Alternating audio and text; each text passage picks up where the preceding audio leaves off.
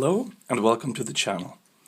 Today I will be doing the review of the Malyan M180 Desktop 3D printer. The M180 is a solid piece of machinery.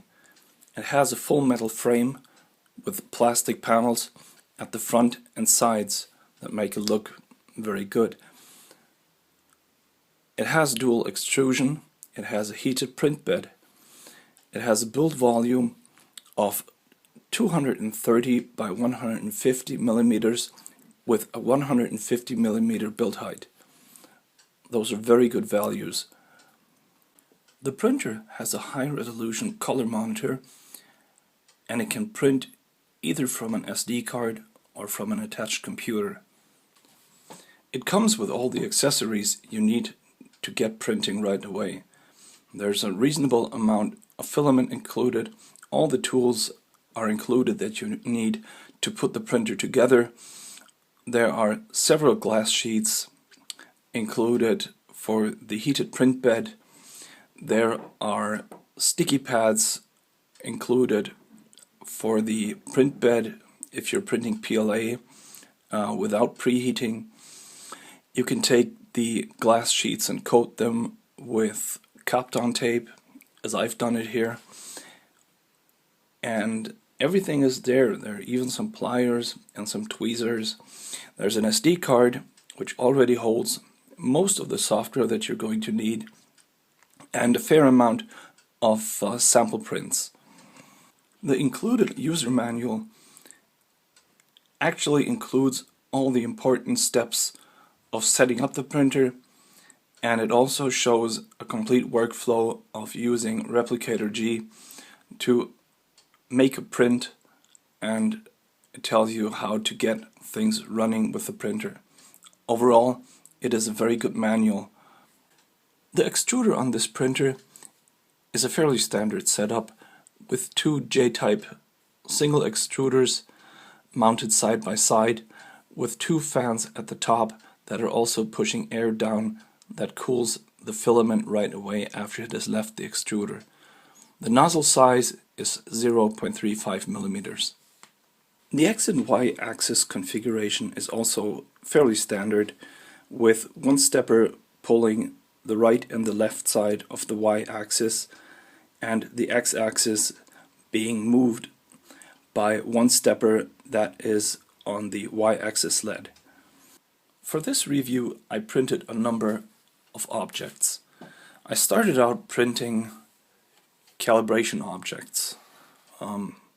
These things are used to find out if your printer is actually printing the sizes that you expect it to print. Now, this should be exactly 1 centimeter in height. You can see it's very close to that. It should be exactly 2 centimeters from side to side.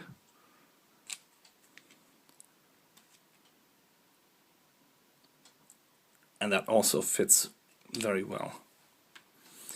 I noticed on some prints that the X-axis appears to overshoot a little bit.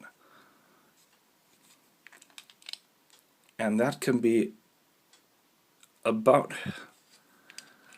0.1 to 0.2 millimeters. There's also a fair bit of warping, as you can see on this object, which is hollow.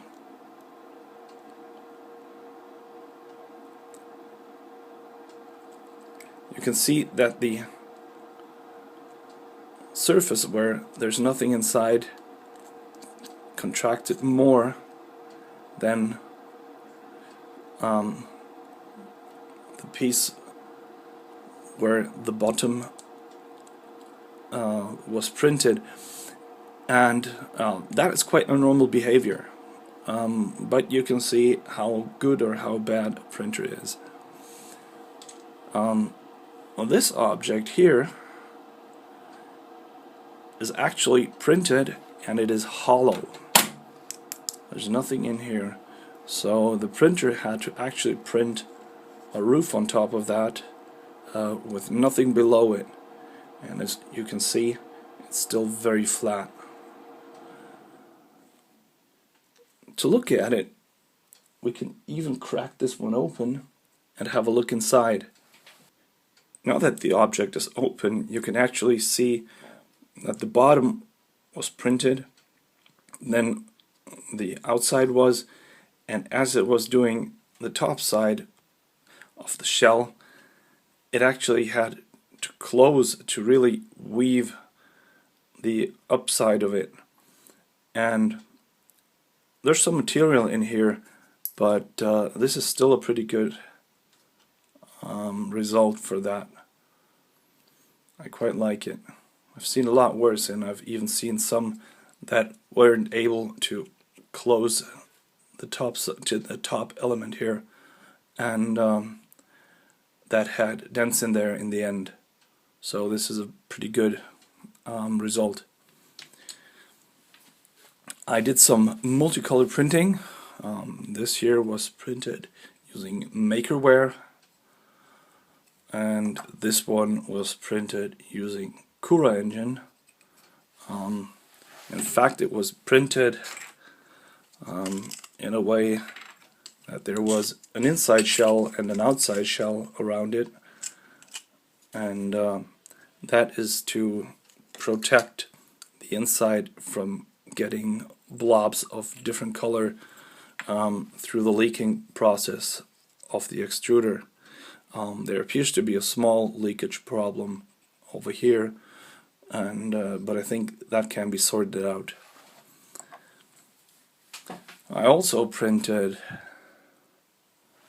these models of Area the Dragon, and this one was printed using MakerWare. You can see that there is a oozing problem at the top here,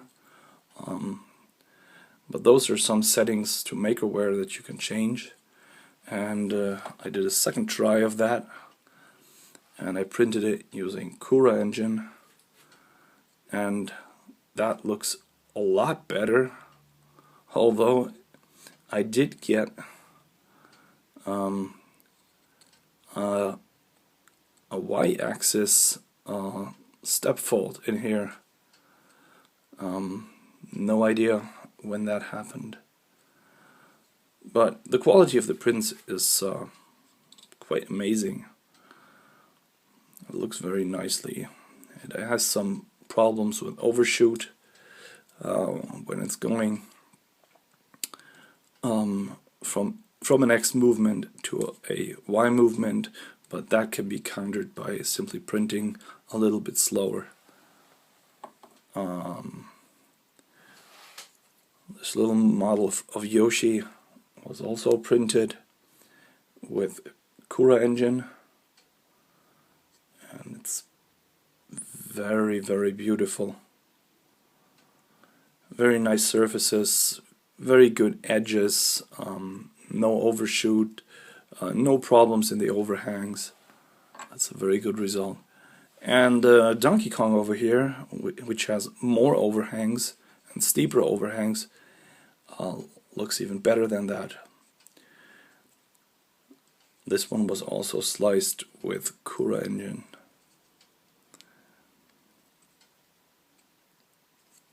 Now, while I was printing these things, I noticed some shortcomings. One of those was that the tape that was supplied with the printer, this white stuff here, first of all, it sticks a little bit too good. You tend to rip it off when you take off the object. Also, it's showing quite a lot of wear after only 5 or 6 prints. And what is, in my opinion, much worse than that is this stuff stinks. I mean, it smells bad, to the point that it really stinks. It stunk up the whole basement. I don't know what's the deal with this stuff. And there are 4 to 6 sheets included. The manual says there should be 4 of them. I got 6. And once I've used them up, I'm going to start using the standard blue tape, which first of all works better and it doesn't smell as bad. This was really awful. The second thing that I noticed about this printer is it is incredibly loud. If you're thinking of buying this and you live in a 2-room apartment with your girlfriend and you're thinking about letting this thing run overnight, just forget about it. It is incredibly loud. The reason for this is the whole metal frame, although it's designed to minimize vibrations, will actually amplify the sound of the steppers, and those 2 fans in here and the fan in the power supply aren't of the silent type either. Just a reminder, it's a great printer, but it also makes a lot of noise. If you wish to use another slicer that is not part of ReplicatorG or MakerWare, you can use Repetier-Host. Basically, you just create a printer setting for the Malyan printer and you configure a slicer to use it accordingly. You can then just go ahead and open whatever you wish to print and add it into Repetier-Host. For this demo we'll use a camera mount for an iPhone or an iPod. You can just take this object, take more objects than that, and simply slice them. In this example I've got Cura engine configured. I'll be using blue filament and the extruder number 2 will have no filament. It is very important that if you're not using any filament, you should still create a setting for a filament which has a temperature setting of 0 degrees. Otherwise, the second extruder will be heated. We can then just let the slicer have a go at it, and once the slicer has sliced the object, we'll simply use the save option to save the file, calling it whatever we wish. We then save that to disk. After that, we open the same file in ReplicatorG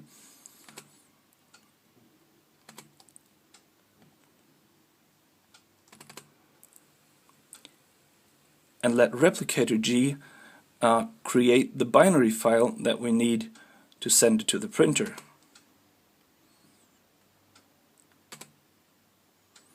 This will take a few seconds, and once it's done we can take that file and copy it to the SD card, put the SD card in the Malyan printer and print that file, and everything will be just as if it was printed with Repetier-Host, or if it was sent to the SD card with Repetier-Host, which Repetier-Host in this case cannot do because Repetier-Host has no way of exporting the binary files that the Sailfish firmware needs. We then take the file, copy it to the SD card, eject the SD card, and after that we're going to put it into the printer and watch what happens. Now we turn on the 3D printer, like so. We wait for a second for the device to come to life. We insert the SD card, select printing from SD, select our file, and click go. The printer then initializes, resets all axes to 0, and will start the heating process, and at the end of the heating process it will start the print. That's all there is to it. Now the printer is currently preheating the heated print bed, and once that has reached 60 degrees, it will start heating the extruders, and once those have hit 210 degrees, printing will commence. Once the extruders have started heating, the fans will come on, and as you can hear, the fans are quite loud. This is due to the high pressure that they have to generate to also cool the nozzles. As you can see, the first layer of the print is being printed without the fans on. At the end of the first layer, the fans come on, and the cooling of the print bed or the print surface starts.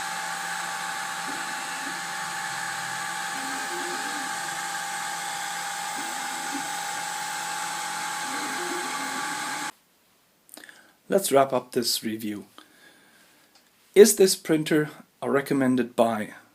Yes, definitely. Why? First of all, it's a package that comes with everything included. Everything you need to start out with is included in the package. If you saw the unboxing video, the package itself is a piece of art in itself. Quality. The quality from this printer is maybe an 8 out of 10. If you start out with the software that is included, you will get a good result. If you invest some time and get some more advanced software running, and if you take the time to get to know the printer, you will get very decent results. Build quality. The build quality is, again, very good. A metal frame, plastic front and sides, everything nicely boxed up, power supply in the base, color screen, it's all in there. It might not be the newest technology. This printer has been on the market for about 1 year already, but you can't go wrong with this. As long as nothing breaks, this thing is a pretty neat package. Included software and documentation. The manual is small, but it has a lot of useful information in it. The software that you get on the SD card that comes with the printer is good enough to get you started, and further documentation available on the internet will get you to a point where you can fully exploit the printer. It might take some time and you might have to put in some hours to get to know the thing, but in the end, that time is really worth it. Value for money. And this is the point where this thing just simply takes off. You can't go any better than this.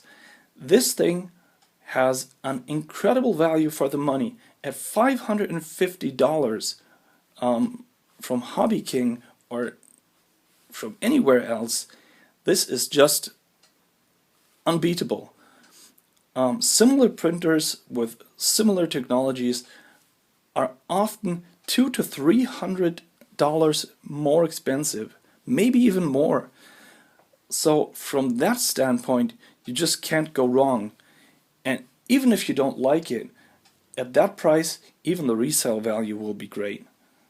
Like always, I will be documenting and publishing all my software settings that I made for this printer and all the work that I put into getting Replicator-Host to work.